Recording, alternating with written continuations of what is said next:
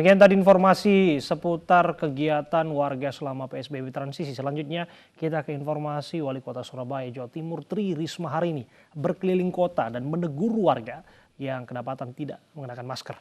Risma juga meminta warga disiplin mematuhi protokol kesehatan mengingat Jawa Timur masih menjadi provinsi dengan pasien positif COVID-19 terbanyak.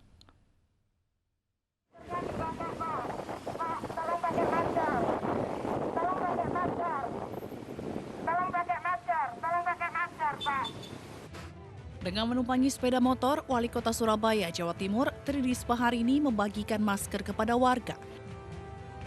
Risma berkeliling kota sambil mengingatkan warga agar selalu jaga jarak. Yang jualan tolong pakai masker. Tolong yang jualan pakai masker. Selain di jalan-jalan protokol, Risma juga menyusuri permukiman padat penduduk.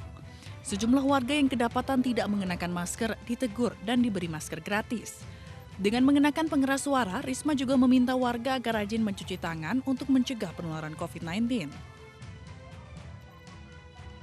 Pakai masker, kalau nggak pakai masker tak bongkar.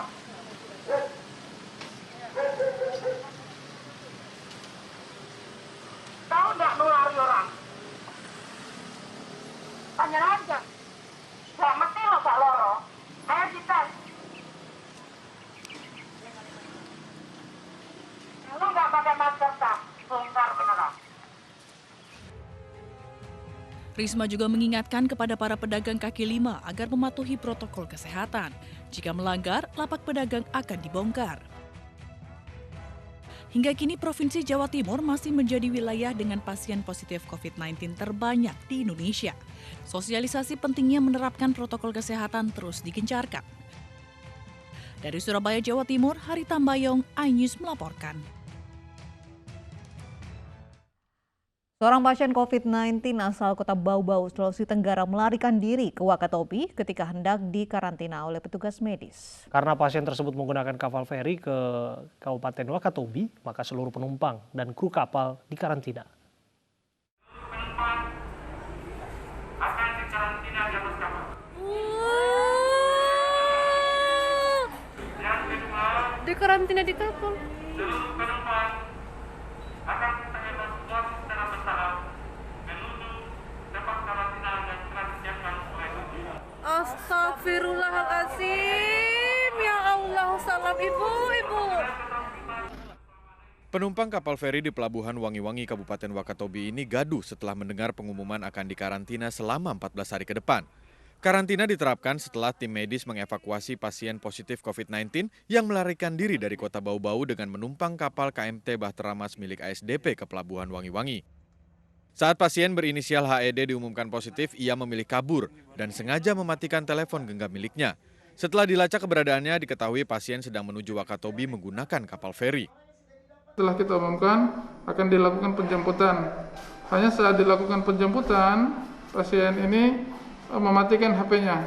Jadi begitu disusul di penginapan, pasiennya tidak ada, dicari keberadaannya berpindah-pindah, sehingga kita hilang kontak.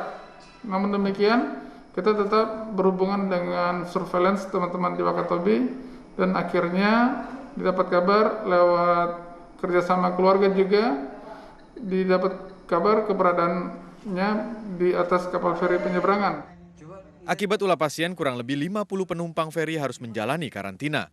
Dari Kota Bau-Bau, Sulawesi Tenggara, Andi Eba, iNews melaporkan.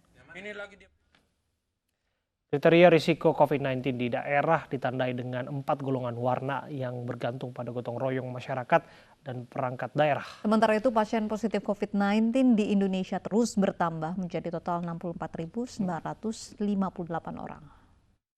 Yang harus kita pahami adalah kategorisasi warna tersebut mewakili pencapaian indikator epidemiologi dan data kesehatan masyarakat.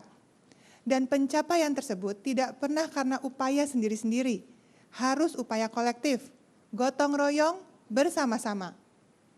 Misalnya, warna hijau adalah wilayah administrasi yang tidak terdampak atau tidak ada kasus baru. Berarti, pemimpin dan masyarakat berhasil disiplin menerapkan protokol kesehatan dan memutus rantai penularan. Namun mesti diingat, perubahan atau dinamika zonasi kabupaten kota sangat tinggi.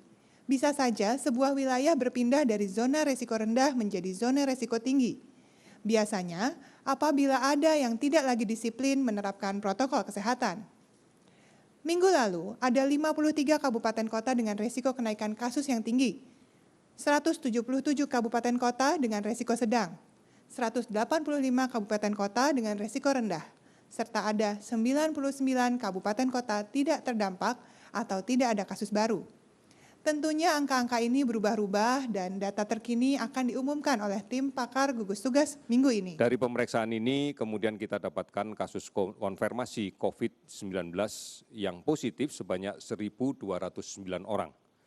Sehingga sekarang akumulasinya menjadi 64.958 orang. Kalau kita perhatikan sebaran kasus dari kasus positif yang kita dapatkan di pemeriksaan pada periode sekarang, Jawa Timur melaporkan kasus baru sebanyak 308 orang, namun bersamaan juga melaporkan kasus sembuh sebanyak 104 orang.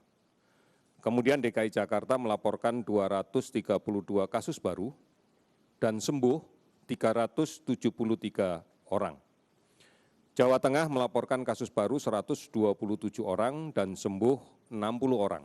Kalau kita bandingkan dengan angka kematian secara global, angka kematian dari kasus coronavirus yang positif secara global, memang angka kita masih berada di atas rata-rata global. Kita masih berada di sekitar 5,0%, sementara angka global berada di 4,47%.